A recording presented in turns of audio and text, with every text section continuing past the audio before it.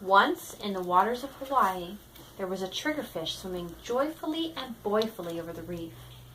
He was a very proud fish, so he used his old Hawaiian name. He thought it sounded ringing, singing, kingly. When he met other fish, tangs or tunas or squirrelfish, he would say, "I am the Huma Huma Nuka Nuka Apawa'a." He said it slowly, syllable by syllable, so the other fish would hear it precisely, exactly, and indubitably. Then he would ask the other fish to say it back. He was very proud of his shining long name, so he made sure the other fish knew how to say it precisely, exactly, and indubitably. And so it was. Now the sea is wide and the reef is big, and there are as many fishes as there are stars in the night. There was another fish on the reef swimming whirlfully and girlfully. She was a long-snouted butterfly fish. She was very proud too. Just like the boy fish, she used her old Hawaiian name.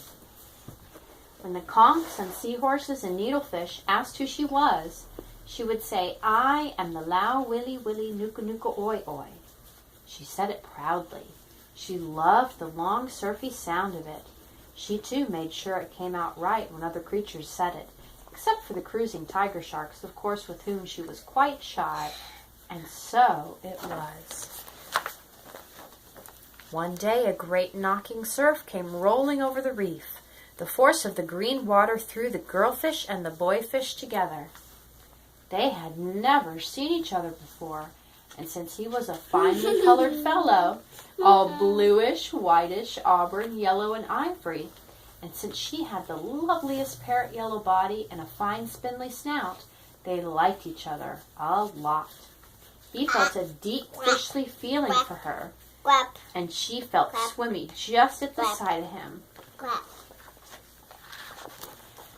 So they had a fish wedding there on the pearly light sun-streaked bottom. The fishes all danced with their tails in the sand, and they ate breaker foam for wedding cake. Everyone was happy, especially the bride fish and the groom fish. In time, they had a fish child. Put it down, please. And that was when all the bubble began. The father fish said, "I am the Huma Huma Nuka Nuka Apawa'a. This child is my child. It will be called the child of the Huma Huma Nuka Nuka Apawa'a." "But this is my child too," said the mother fish. "And I say it will be called the child of the Lau Willy Willy Nuka Nuka Oi Oi." All the other reef creatures listened as the mother and father argued. Then the other creatures began to argue too. What's the octopus say? Why are you so proud? "Why are you so proud?" That's right.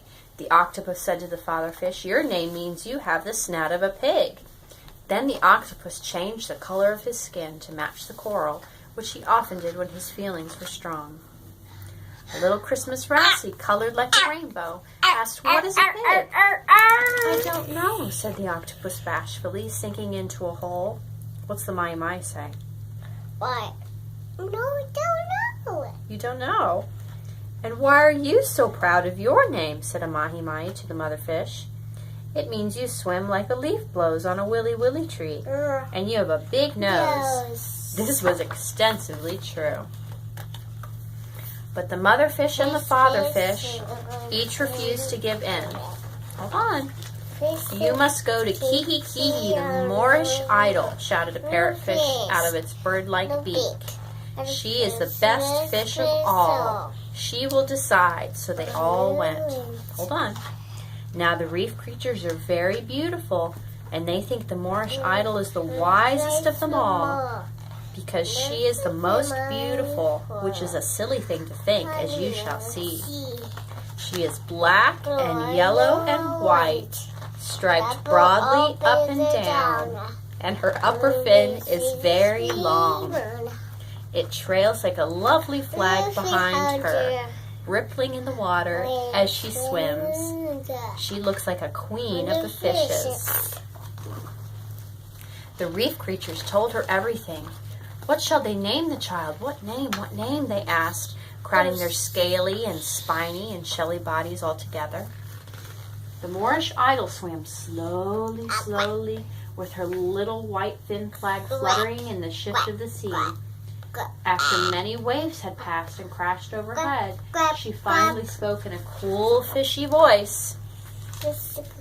The child should be called Lau Hukanuma. No, just a moment. Lau Huma Huma Oi Willie. Let me try again. Lau Huma Apua. No. How about Oi Oi Lau Nuku? Wait, I know. Perhaps it should be, and she said it all at once in a gurgly rush. What'd she say? Lau Willy Willy Huma Huma Nuku Nuku Nuku Nuku Apua Oi Oi.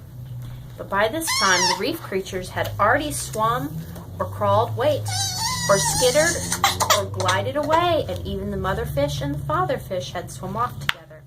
They'd all decided to call the young one Hapa. That means what? What does it mean? What does Hapa mean? What does it mean? A little bit, that's right. Hapa was very proud of his name. He liked the bubbly short sound of it, and he made sure everyone said it precisely, exactly, and indubitably. And so it was. Can you say that? So it was.